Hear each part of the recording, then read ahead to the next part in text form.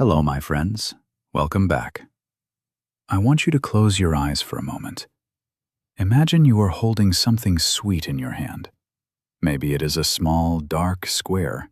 Maybe it is wrapped in shiny gold paper. You take a bite. It melts on your tongue. It tastes rich, creamy, and sweet. It brings a smile to your face.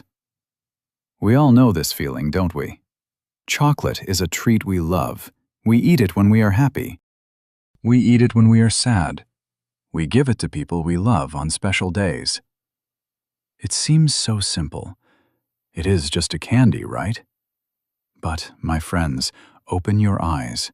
The story of that little square of chocolate is not simple. In fact, it is a very long and very complicated story. It is a story that traveled thousands of miles and thousands of years to reach your hand today. And here is the surprise.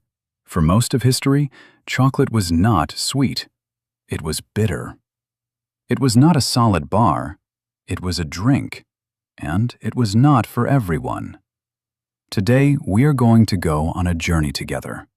We are going to travel back in time. We will go to deep jungles in Central America. We will sail on wooden ships across the Atlantic Ocean. We will visit the fancy palaces of kings and queens in Europe. And we will walk through the noisy factories of the Industrial Revolution. But I must tell you something honest before we begin. This story is not always happy. Like the taste of dark chocolate, history can be bitter.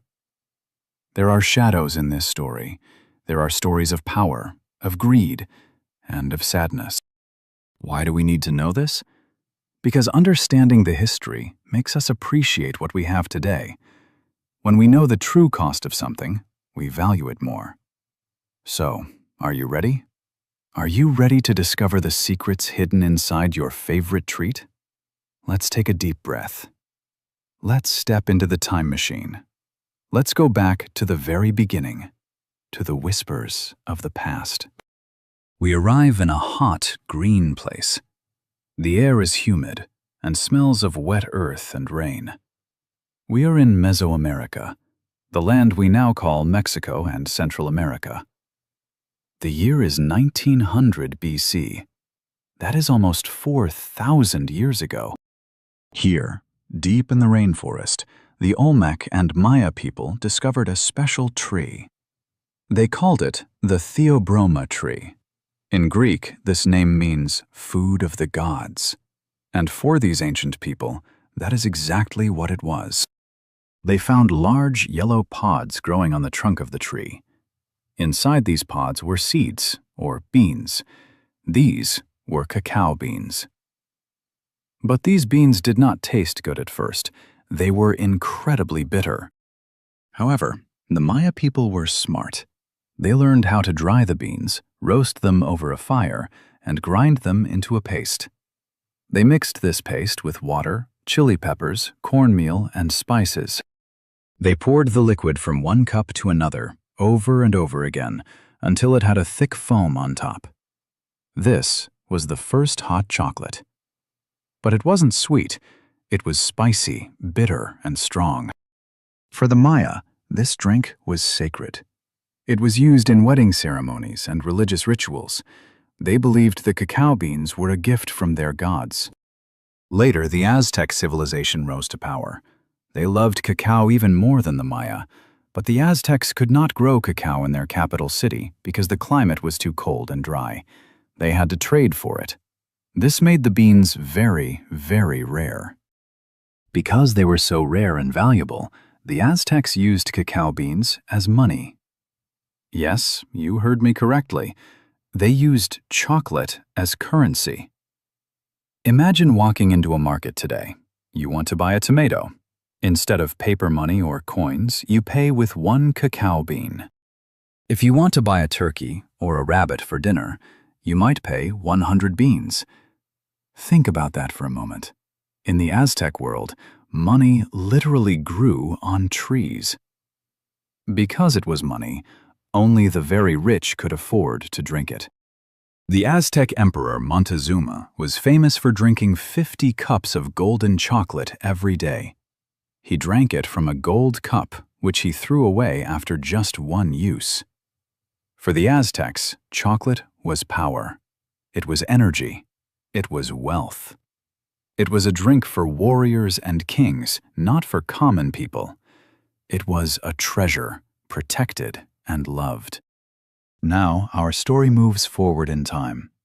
The year is 1502. A famous explorer named Christopher Columbus is on his fourth voyage to the Americas. He captures a local canoe. Inside the canoe, he sees some strange, brown, almond-shaped beans. The local people dropped some of the beans, and they scrambled to pick them up as if they were gold. Columbus was confused. To him, they just looked like shriveled nuts. He did not understand their value. He did not know they were money. So he ignored them. It was another explorer, Hernán Cortés, who truly discovered the secret. When Cortés arrived in Mexico in 1519, he saw how the Aztec Emperor Montezuma treasured these beans. Cortés was a man who loved gold and power. He quickly realized that these beans were brown gold. Cortés saw that this bitter drink gave the Aztec warriors energy. He wrote a letter to the King of Spain. He said, "1 cup of this precious drink allows a man to walk for a whole day without food." When the Spanish conquered the Aztecs, they took the cacao beans. They loaded them onto their big wooden ships and sailed back to Spain. Imagine the scene when the chocolate first arrived in the Spanish court. The Spanish nobles looked at this dark, muddy liquid. They tasted it. Remember, it was still bitter and spicy, mixed with chili. Most people hated it at first. One Spanish writer called it a drink more for pigs than for men. It was too strange. It was too strong. But then something changed. The Spanish cooks began to experiment. They had something the Aztecs did not have: sugar. They added sugar, cinnamon, and vanilla to the drink. They took out the chili peppers. Suddenly, the drink was transformed. The bitterness was gone. It became sweet, warm, and comforting. The Spanish fell in love with it, but they were very secretive. For nearly 100 years, Spain managed to keep chocolate a secret from the rest of Europe. They wanted this treasure all for themselves. But secrets are hard to keep, aren't they? Eventually, the secret escaped. Travelers visited Spain. Royal marriages happened between countries, and slowly, the news of this delicious brown gold began to spread across the continent. Let's imagine we are in Europe in the 1600s. We are entering the age of kings and queens. By now, the secret of chocolate was out. It traveled from Spain to France and then to England. In 1615, the Spanish Princess Anne of Austria married King Louis XIII of France. She brought her favorite drink with her to the French court. Suddenly, chocolate became the most fashionable thing in Paris. If you were a rich person in Europe at this time, you had to drink chocolate. It became a symbol of status. It showed that you were wealthy and sophisticated. Imagine a beautiful room in the Palace of Versailles. People are wearing wigs and silk clothes. They are sitting on velvet chairs. Servants bring them hot chocolate in delicate porcelain cups and silver pots. This was not just a drink. It was an event. It was a royal indulgence. Doctors even prescribed chocolate as a medicine. They said it could cure a stomachache or help you when you were feeling sad. In England, chocolate houses began to open. These were like our modern coffee shops, but much more expensive. Politicians and writers would gather there to drink chocolate, gamble, and talk about politics. However, there is an important detail we must remember. Chocolate was still a drink. There were no chocolate bars yet, and it was incredibly expensive. A normal worker could never afford it. It was a luxury item, only for the elite, the top 1% of society. Europeans continued to change the recipe. In England, they started adding milk to the chocolate. This made it even creamier and lighter. It was becoming closer to the hot cocoa we know today. So, Europe had fallen in love with chocolate. Demand was growing. Everyone wanted this sweet, warm luxury. But the cacao trees only grew in hot, tropical climates near the equator. They could not grow in Europe. To get more cacao, the European powers needed more land in the tropics, and they needed people to work on that land. This desire for more chocolate leads us to the darkest chapter of our story. We must now pause and look at the shadows. As I told you at the beginning, the history of chocolate is not just sweet. It has a very bitter center. As the kings and queens of Europe sipped their hot chocolate, the demand for cacao beans exploded. Spain, France, England, and the Netherlands all wanted to grow as much cacao as possible.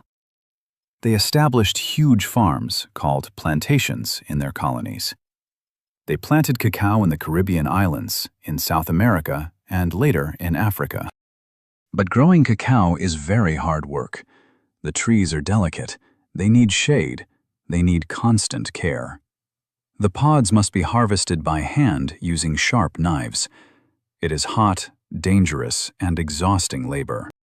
Who did this work? At first, the Europeans forced the local indigenous people of the Americas to work the fields, but many of them died from European diseases and overwork. So the European powers turned to a terrible solution: the African slave trade. For hundreds of years, millions of African men, women, and children were stolen from their homes. They were packed onto ships in horrific conditions. They were brought across the ocean to the New World. Once they arrived, they were forced to work on sugar and cacao plantations. They had no freedom. They received no money. They worked from sunrise to sunset in the brutal heat. If they did not work fast enough, they were punished. It is a painful truth, but we must say it. The cheap sugar and chocolate that Europe enjoyed was paid for with the lives and freedom of enslaved people. This system was called the triangle trade. Ships went from Europe to Africa with goods, then from Africa to the Americas with slaves, and finally from the Americas back to Europe with sugar, tobacco, and cacao. For a long time, the people drinking chocolate in Europe did not think about this suffering, or perhaps they chose to ignore it. They only saw the luxury in their cup. They did not see the sweat and blood in the fields. This dock system continued for a long time. Even after slavery was officially ended in many countries in the 1800s, the exploitation did not fully stop. The structure of the chocolate industry was built on this inequality. It established a pattern where the people who grew the cocoa remained poor, while the people who sold the chocolate became very rich.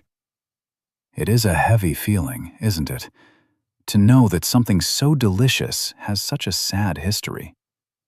But we must face it to understand the world we live in today. Let's move forward to the 19th century, the 1800s. The world was changing fast. This was the time of the Industrial Revolution. Machines were replacing hand tools, steam engines were powering factories, and these changes would transform chocolate forever. Until this point, making chocolate was slow and difficult. You had to grind the beans by hand. The drink was often gritty and heavy because cacao beans contain a lot of natural fat called cocoa butter. The oil would float to the top of the drink. It wasn't very appetizing to look at. Then, in 1828, a Dutch chemist named Conrad van Houten invented a special machine.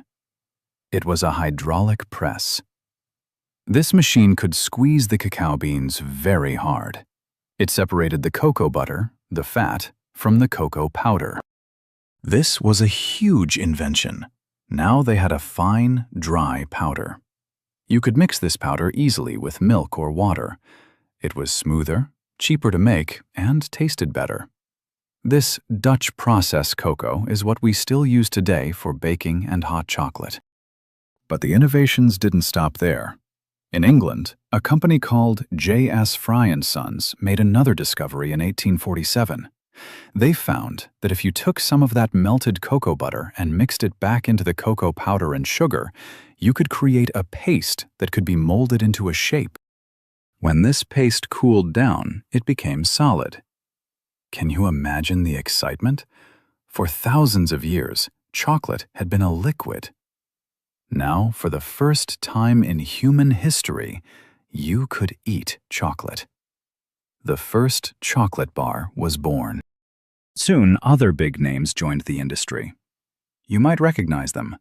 Henri Nestle and Daniel Peter in Switzerland invented milk chocolate by adding powdered milk to the mix. It was sweeter and creamier than dark chocolate. Then came Rudolf Lindt. He invented a machine called a conch. This machine stirred and mixed the chocolate for days. It made the texture incredibly smooth, so it melted in your mouth perfectly. Factories began to spring up everywhere. Chocolate was no longer made by hand in small shops. It was being mass-produced by giant machines. The price of chocolate began to drop. It was moving from a luxury for kings to a treat for the middle class. The era of modern chocolate had begun. The machines were loud, the factories were busy, and the smell of roasting cocoa filled the air in cities across Europe. By the early 1900s, chocolate was everywhere. It had successfully transformed from a sacred Aztec drink into a solid, modern snack.